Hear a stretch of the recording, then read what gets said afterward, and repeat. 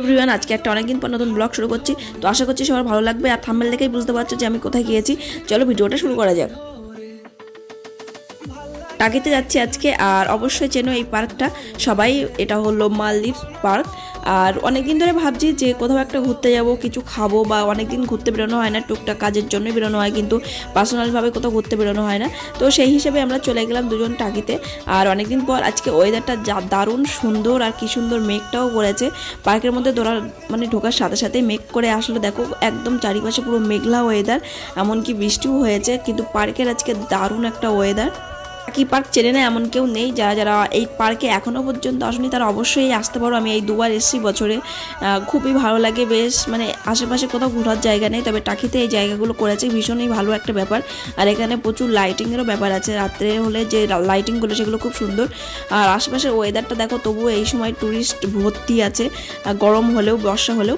আর এই একটা আমার ফেভারিট জায়গা, এইখানটায় এসে এই প্রজাপতির উপরে বসে ফটোশ্যুট করতে না হেবি সুন্দর লাগে। দেখো ওয়াটারফলসগুলো করছে, কত সুন্দর লাইটিংও আছে। এটা রাত্রে হলে আরও সুন্দর লাগে, আরও দারুণ লাগে এই দৃশ্যটা দেখতে। শুভ বললো যে চল তোকে কটা ফটো তুলে দিই। আর আমি বললাম যে চল তোকে কটা ফটো তুলি, তা বলছে না আজকে ফটো উঠবো না, তুই আজকে ফটো তুল একা। আর ওয়েদারটা দেখো একদম পুরো মেঘ করে এসছে, বৃষ্টিও হয়ে গেছে, চারিপাশে জল জল। আমরা এক জায়গায় দাঁড়িয়েছিলাম, তো সেখানে ভিডিও করিনি। তারপরে এখানে আসার পরে দেখলাম এখানটা পুরো একদম ভিজে গেছে, বৃষ্টি হয়েছে।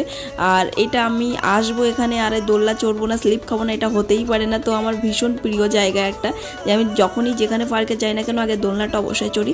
আর এটা দেখো পুরো কিন্তু সিমেন্ট দিয়ে তৈরি, কিন্তু অ্যাকচুয়ালি লাগছে কাঠের কাজ, পুরো একদম কাঠের কাজ। আর এখানে ফটোগুলোও খুব সুন্দর এসছে। চলো এবার রাত্রে দেখো পার্কটা কত সুন্দর লাগছে, কত সুন্দর লাইটিংয়ের কাজ। যতটা না ক্যামেরা সুন্দর লাগে, ততটা কিন্তু চোখে দেখলে আরও বেশি সুন্দর লাগে। আরও খুব সুন্দর ভাবে ফুটিয়ে তুলেছে, বড় করেছে, আরও কিছু রাইডস বেশি করেছে।